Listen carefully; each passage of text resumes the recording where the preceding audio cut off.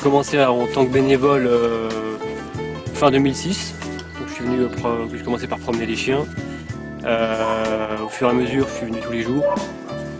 Et j'ai eu la chance qu'une employée démissionne. Et du coup, on m'a proposé le poste et donc j'ai accepté en fin 2007.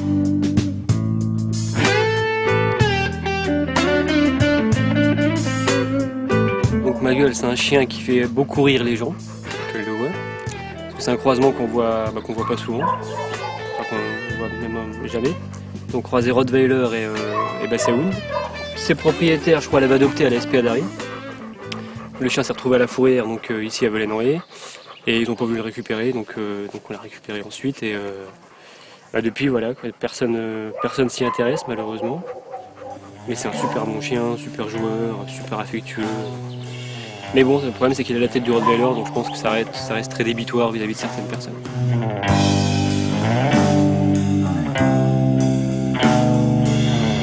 Nous on a 15 box ici, donc on va dire une capacité une vingtaine de chiens.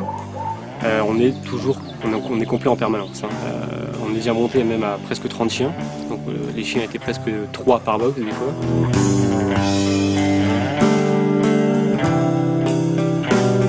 Beaucoup de gens pensent que la SPA récupère surtout les animaux en été. C'est là qu'on a le plus de travail. Non, c'est pas vrai. Les animaux sont abandonnés vraiment toute l'année maintenant. Les gens, voilà, bon, comme je disais, n'hésitent plus du tout à abandonner. La seule différence en été, pendant les vacances d'été, c'est que les gens adoptent moins. Les gens partent en vacances, donc ils ne vont pas adopter un animal avant de partir en vacances. Par rapport à l'abandon des animaux, c'est surtout que les gens maintenant les considèrent comme des objets. Donc les gens prennent un animal, ils savent qu'on est là après si jamais ils n'en veulent plus. Maintenant les gens n'hésitent plus du tout à abandonner leur animal, souvent sans scrupule. On va dire qu'une fois sur 10, les gens l'abandonnent vraiment parce qu'ils n'ont pas le choix. Ils l'abandonnent à contre-cœur, mais on a déjà vu des gens venir ici abandonner leurs animaux avec le sourire. C'est des trucs qui nous font quand même penser que les êtres humains sont de moins en moins conscients de la détresse animale. En fait.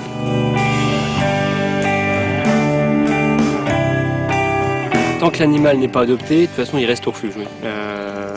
Nous on fait aucune euthanasie, sauf cas extrême, l'animal est en très mauvaise santé, il n'y a plus rien à faire, on abrège ses souffrances. Mais tant que l'animal est au refuge, il reste au refuge en fait. On les garde vraiment jusqu'à ce qu'il soit adopté. Pour moi c'est plus un problème de société. Alors déjà il y a tout ce qui est effet de mode vis-à-vis des chiens. Donc il y a une période labrador, il y a eu des périodes du ski il y a quelques années. Alors, après certains chiens passent de mode on va dire, donc les gens n'en veulent plus. On a déjà eu des gens par exemple qui nous ramenaient un chien et nous demandaient si on ne peut pas l'échanger contre un autre. Les gens considèrent souvent qu'on est la poubelle entre guillemets. Les gens qui adoptent un chiot par exemple, ils ne font pas l'effort de faire de l'éducation. Le chien est tout fou, peut se montrer destructeur sur les meubles, choses comme ça.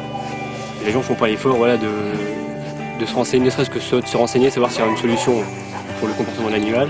On l'amène ici directement et voilà, on récupère vraiment tous les chiens qui n'ont pas été bien éduqués par exemple. Le chien est un animal donc, qui a besoin d'être dirigé au début de sa vie. Enfin le maître aussi d'ailleurs. Donc quand on fait de l'éducation avec son chien, c'est le chien qui est éduqué mais c'est aussi le maître. Donc moi le message que j'aimerais faire passer c'est éduquer votre chien, mais éduquez-vous aussi vis-à-vis du chien. Allez en centre d'éducation, ce sera tout bénéfice pour les deux, pour le maître et le chien.